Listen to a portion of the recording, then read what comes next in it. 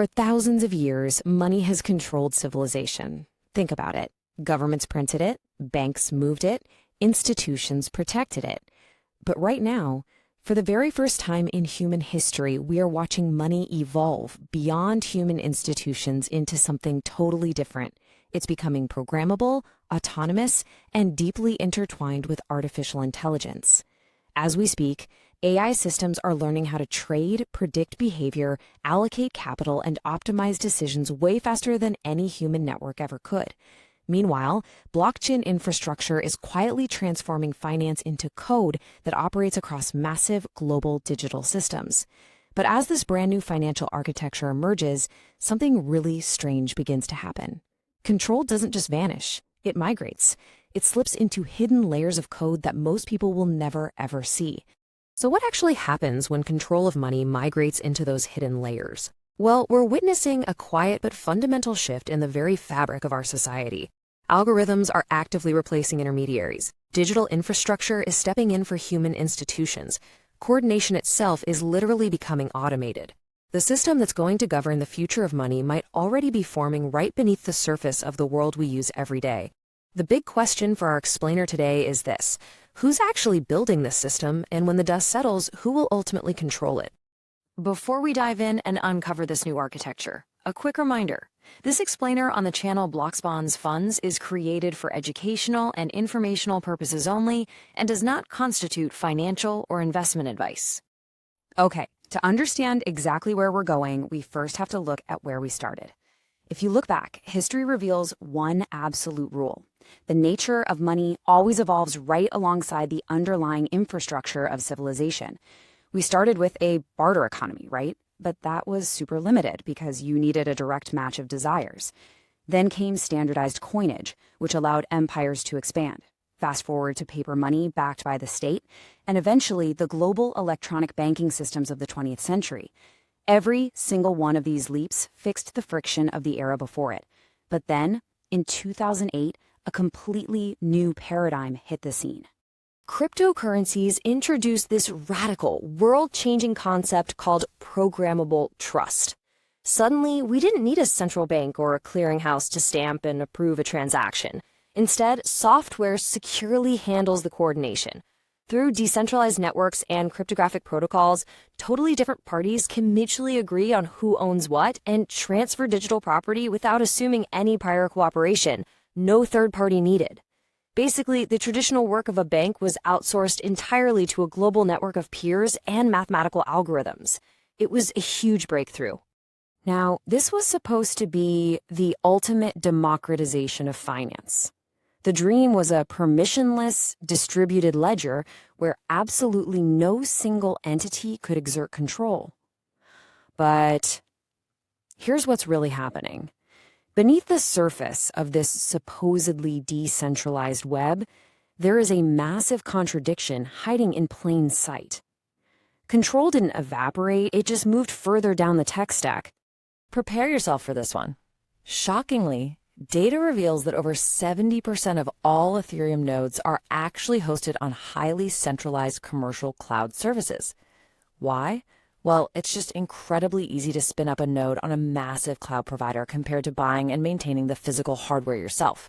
So naturally, that's exactly what the majority of the network has done. And because of that, the foundational power behind that infrastructure is incredibly concentrated. Over half of the network's cloud-based nodes are running on just the top 10 corporate providers. Amazon Web Services tops the list at nearly 25%, with Alibaba and Google Cloud following closely behind. When you really think about it, this means the executives of a few massive tech corporations technically hold immense sway over the fate of these supposedly decentralized networks. They literally have the physical power to sever access to the infrastructure that these nodes completely rely on. As researchers at Yale University point out, big tech effectively holds the kill switch here. By tying services like Amazon Managed Blockchain directly to their broader cloud ecosystems, these companies are quietly locking in blockchain networks. It concentrates control right at the bedrock level. So having mere node decentralization is really just a surface-level illusion if the underlying physical servers are owned by a tech oligopoly. And this brings us to a massive turning point. Because now artificial intelligence is plugging directly into this hidden, highly concentrated financial infrastructure. We're officially entering the era of what's called agentic payments. These are financial transactions that are initiated and executed completely autonomously by AI agents. No human approval at the moment of purchase. Think about that for a second. The machines aren't just recommending products to us anymore. They possess their own wallets, and they are actively spending money on our behalf. Imagine how this builds into an automated sequence. Picture an AI agent acting as your personal financial proxy. First, it detects a need. Maybe your cloud computing costs are suddenly too high, or maybe a supply chain is facing an unexpected shortage. Second, it negotiates a better rate, in milliseconds, with another machine. And third, it executes a blockchain payment seamlessly to lock it in. It does all of this dynamically, in real time, while you are fast asleep. This isn't just some rigid, scheduled monthly subscription. This is living, breathing, autonomous commerce. And you know what's crazy? This agentic economy is already fracturing into highly specialized roles.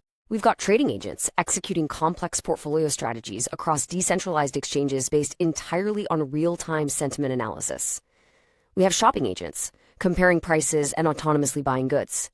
There are treasury agents dynamically managing corporate cash positions to optimize yields across different protocols. And crucially, we have infrastructure agents. They're out there negotiating and paying for API calls, data feeds, and compute power on a strict per-request basis. All of this enables entirely peer-to-peer AI coordination. By utilizing stablecoins, which are just crypto tokens pegged to fiat currencies like the US dollar, these AI agents can completely avoid the extreme price volatility that we usually associate with crypto. They interact directly with smart contracts, text messaging systems, and data files, executing machine-to-machine payments without needing any API keys, without traditional bank accounts, and with absolutely zero human intervention. It's a closed, machine-driven loop. Now, I know what you're thinking. This raises a pretty glaring security issue. How do you know an AI agent isn't going rogue or acting maliciously?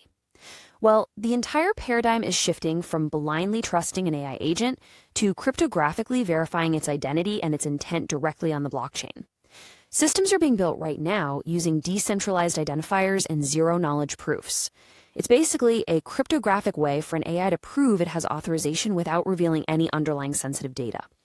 If the AI tries to step outside its delegated boundaries, the blockchain's immutable rules just reject the transaction. Period. And this machine economy, it's about to scale to a planetary level. Traditional financial assets, real estate, fine art, and even physical infrastructure like renewable energy grids are being rapidly tokenized into programmable code. This massive universe of eligible assets means we are literally mapping the physical world onto programmable digital infrastructure. It's enabling fractional ownership and automated administration at a scale we've literally never seen before. So, how does this all connect together? Well, institutions like the Bank for International Settlements are already drafting the blueprint for what they call a unified ledger. They envision a globally interoperable network that integrates all these tokenized real-world assets right alongside central bank digital currencies, or CBDCs.